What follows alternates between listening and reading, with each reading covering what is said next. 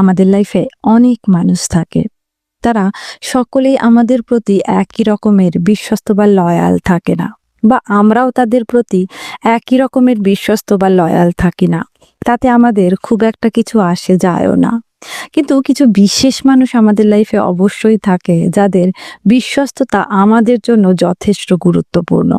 বাবা মা তো সন্তানের জন্য সবসময়ই বিশ্বস্ত, কিন্তু বিশ্বস্ত সন্তান সেই হয় যে বাবা মায়ের বার্ধক্যে তার পাশে থাকে। ভাই ভাইয়ের সম্পর্ক যদি বিয়ের পরেও একই রকম থাকে, তাহলে বুঝতে হবে দুজনেই দুজনের প্রতি যথেষ্ট বিশ্বস্ত।